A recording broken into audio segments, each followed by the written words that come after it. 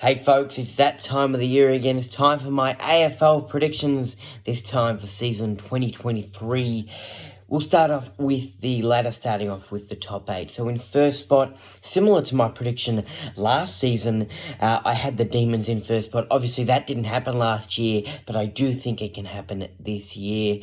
I think the Demons can finish there in first spot on top of the ladder.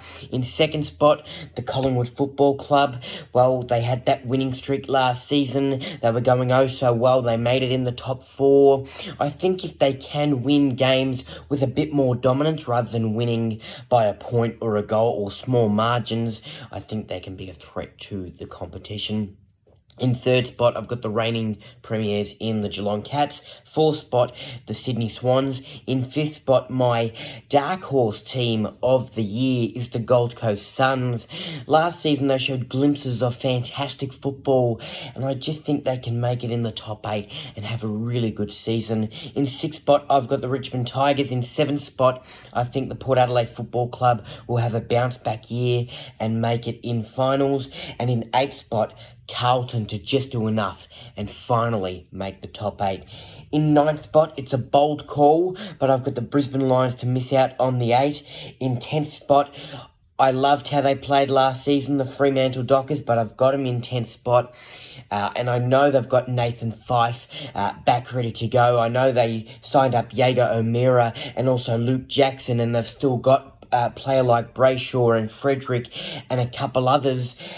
They're a good side, and we saw that last season, but at times last season it just didn't feel like they were going to get there strongly in the finals. I know they finished 5th and they had a strong one, and they got 60 points on the ladder, but I just don't think they'll make it into the grand final, I would say. And I've got them out of the 8 because injuries can pop up. You never know. 11th spot, the St Kilda Football Club. 12th spot, the Western Bulldogs. 13th spot, I've got faith in my Roo Boys. We had a great trade period, I thought, picking up Griffin Logan, a few other players. Our draft picks that we got were fantastic. And I think the balance of youth and experience for North Melbourne, not only on the field, but the experience we've got in the coach's box as well with Alistair Clarkson and Brett Radden. I think North Melbourne will have a good year where they can manufacture some nice wins, and hopefully we do not finish last as we have for the last couple seasons. 14th spot, I've got the Adelaide Crows. 15th spot, the West Coast Eagles. In 16th spot, I think the Essendon Football Club are going to struggle this year, and same as the Hawthorn Football Club. I've got the Hawks to finish in 17th spot.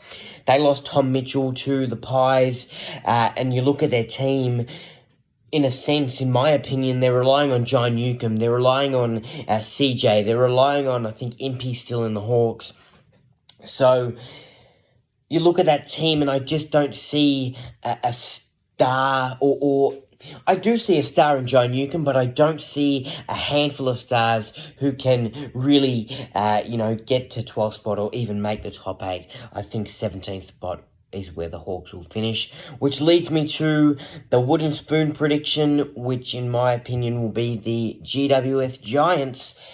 I know they got Aaron Cadman, the number 1 draft pick, but I just don't think it's going to be enough. They lost Taranto. They lost Hopper to the Tigers. Those 2 players were their ball magnets. Those 2 players were the athletes in their team who got the ball in transition, who really created that spark, who were those quick footballers. Quick by hand, quick by foot. Their transition from defense into attack was fantastic, and to lose Hopper and Taranto, I think those are 2 big losses, and the Giants are going to struggle this year. The Premiers, I think the Demons can bounce back and win yet another premiership, just like they did in 2021.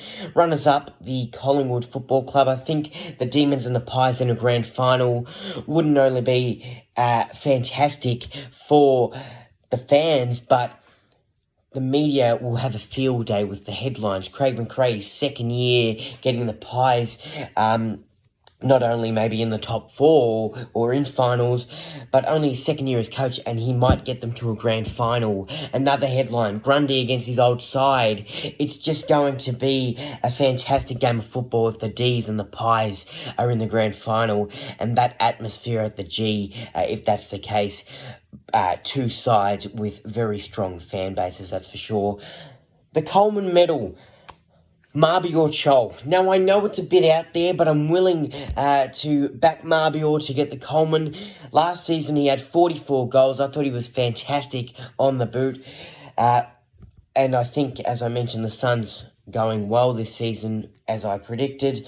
Marbior can get the ball more. They can score more goals. And I know Ben King is back. So I think the Suns could play kind of like Carlton played with two bigs, Curnow and Mackay, on the goal-scoring sheet.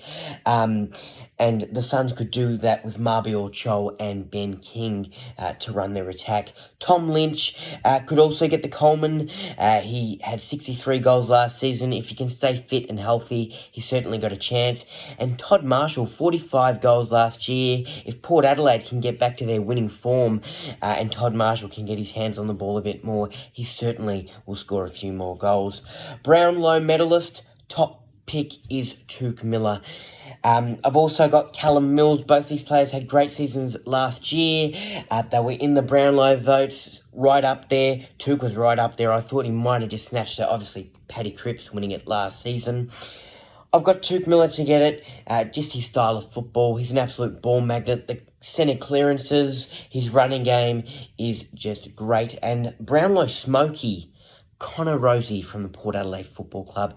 Rosie had a great season last year, whether it was his handballing game, getting it forward inside 50, or the goal kicking as well. He's got a variety of skills, and he's a great player to watch. Another smoky could be Nick Dacos, but I'm more confident with Connor Rosie as my Brownlow smoky. Rising star.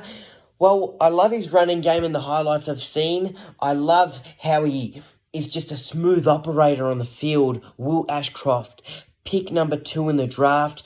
And on the Brisbane Lions team, I think especially in the midfield, he can really shine bright as a star for them and get the rising star for 2023. Folks, there's my predictions. I hope they go well, but you never know what can happen in our footy season. I can't wait. It all starts on the 16th of March when the Tigers take on the Blues at the MCG. As always, you gotta love footy.